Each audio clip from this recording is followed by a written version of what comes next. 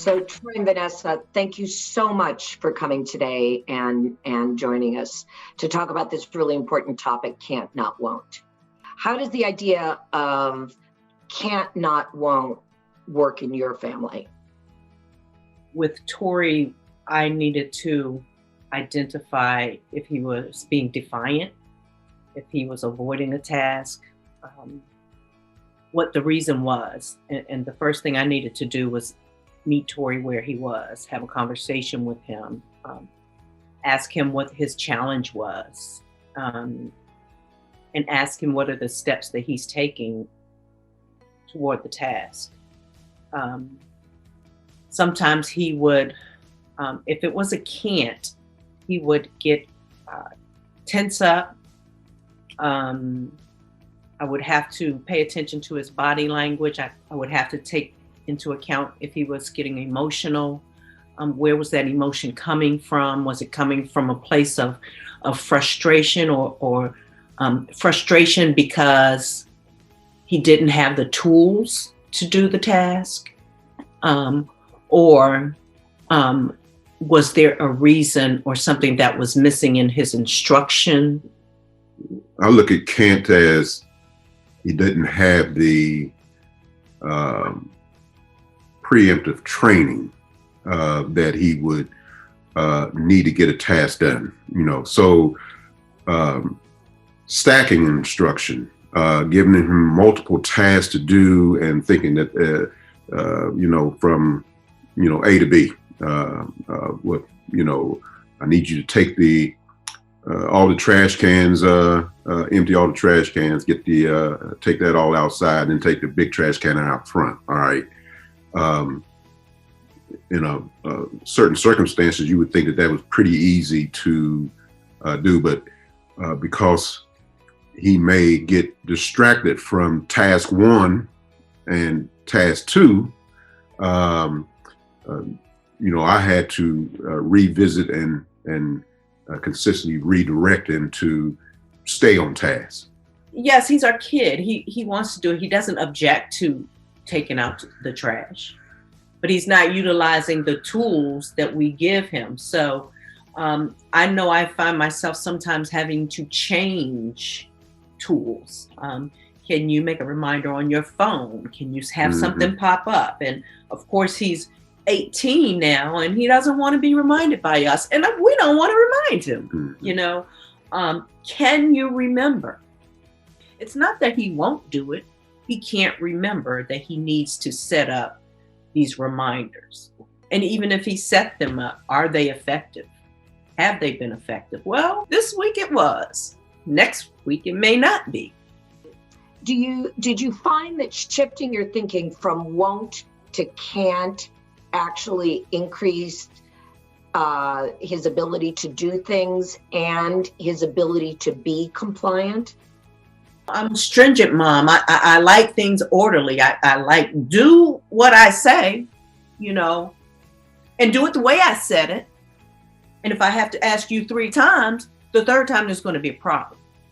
I had to learn through you all that my thinking that he is being non-compliant or not doing what his mother told him had to change, because I found out that my way of mothering him was not nurturing him or opening him up to be the child who wanted to do what I asked him to do. My way just wasn't working. And when I learned, and I had to be taught this, because I wasn't raised that way. I had to be taught to get down on my child's level and to put my thoughts, the thought of, you're a mother, but you're being a bully. So when I learned to cooperate with him and to tone it down like 80%, okay, 90.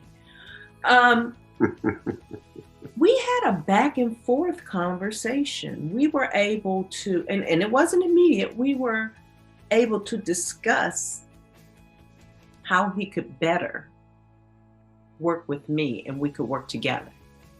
And that wasn't easy for me as a parent because I wasn't brought up like that. And I found myself having to teach myself that I am not my parents. You know, I don't have to be that mother to my child. And when that started happening, I saw him wanting to please little bits at a time. And I really found out that he couldn't do what I asked him to do. For instance, he could not follow multi-step instructions. But it wasn't until I toned my rhetoric down that I was able to see my child struggling. So, what advice do you have for parents of children who are stuck or overwhelmed? You must have patience and be tolerable. No one way is right. No one way is wrong. What may work for one child may not work for your child. It is a journey. And what helped me the most, learning to reward your child for the smallest achievement. I didn't have that tool. I didn't want to have that tool. However, it turned out to be the most valuable tool in my toolbox. We're real proponents of that. And, you know, you reach them where you can reach them, and try to find out what that motivating factor is, you know, so they can be successful. That's what I think. That's amazing. I mean, you know, what you're talking about, it sounds to me, is exactly the essence. You have to catch them being good on the small things, because the small things add up. Yes. Yeah.